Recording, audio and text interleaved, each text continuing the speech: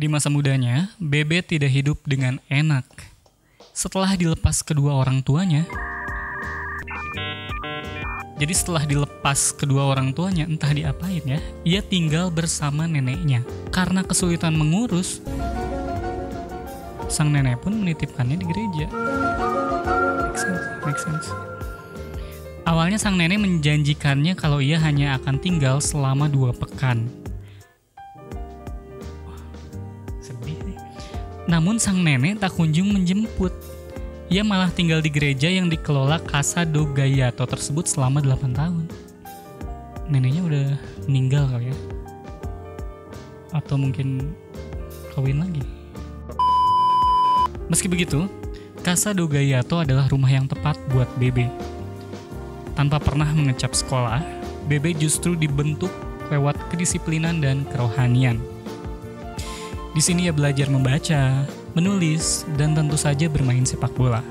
Di Casa do Gaiato, Bebe berkesempatan mewakili Portugal di Foca 90, turnamen sepak bola jalanan Eropa yang digelar di Bosnia-Herzegovina. Selepas turnamen ini, tak lama berselang, kesebelasan divisi ketiga Portugal, Estrela de Amadora, merekrutnya. Di Estrela, ia berkenalan dengan Goncalo Reis, yang baru setahun bekerja sebagai agen pemain.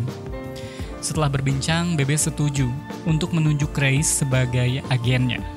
Banyak keuntungan yang didapatkan Bebe dari Reis.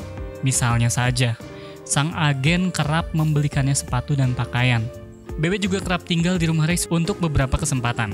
Sering pula, Bebe berangkat latihan di antar Reis naik mobil, sehingga ia tak perlu menumpang bus selama 2 jam. Soal perjalanannya ke tempat latihan ini, Reis mengenang kalau apa yang dilakukan Bebe tidaklah mudah. Apalagi ia menghabiskan waktu 4 jam hanya untuk perjalanan. Di Estrela, Bebe digaji 300 euro per pekan, masih lebih tinggi daripada UMR Jogja. Ia menjadi satu-satunya pemain yang digaji rutin saat itu. Namun Estrela punya banyak utang, sampai akhirnya mereka tak bisa membayar gaji mingguan Bebe. Di 5 pertandingan terakhir, Bebe memilih untuk keluar dari klub, sekaligus mengakhiri kontrak mereka, termasuk klausul pelepasan senilai 1,2 juta euro. Di akhir musim, Estrela bangkrut dan gulung tikar.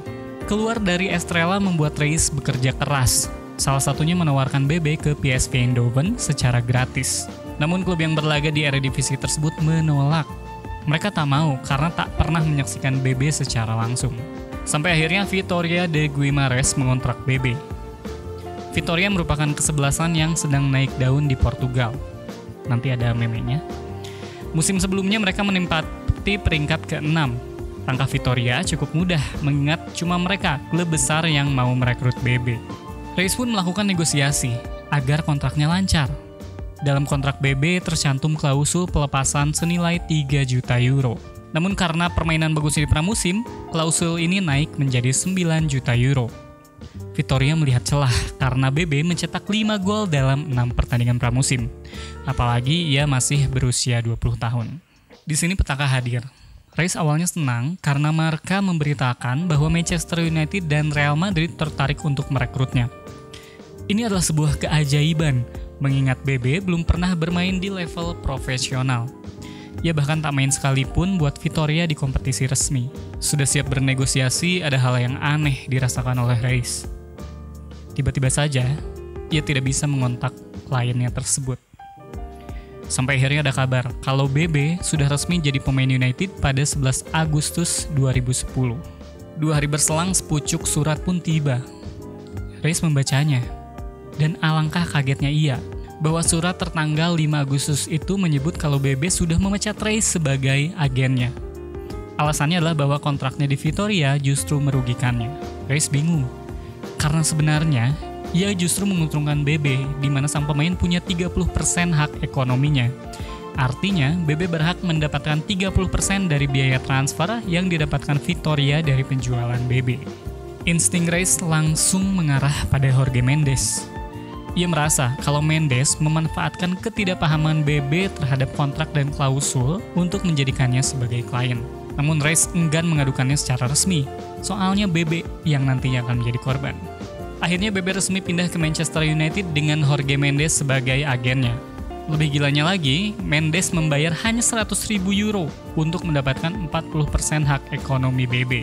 Saat United merekrut BB, Mendes mendapatkan keuntungan senilai 3,6 juta euro, dengan rincian 10% komisi agen dan sisanya dari hak ekonomi BB. Awalnya Reis menahan, tapi akhirnya ia mengirim pengaduan resmi ke FIFA pada 2012. Soalnya apa yang dilakukan oleh Mendes melanggar aturan FIFA soal agen pemain. Di situ tertulis kalau agen tak boleh bernegosiasi dengan pemain yang sudah punya agen. Di sisi lain, pemain berhak menghentikan kontrak lebih cepat tapi harus punya alasan yang legal dan juga valid. Hal ini sempat membuat kepolisian Portugal menanyai sejumlah pihak, termasuk Manchester United dalam hal transfer BB. Namun hingga saat ini, tidak ada seorang pun yang ditetapkan sebagai tersangka. Dari cerita ini, Reis jelas menjadi orang yang paling rugi. Ia yang bersama BB di waktu sulit, tapi sang pemain justru mengkhianatinya saat mendapatkan banyak uang. Entah menguntungkan atau tidak, tapi menukik tajamnya penampilan sekaligus karir BB seakan menjadi jawaban kalau karma memang ada di dunia ini.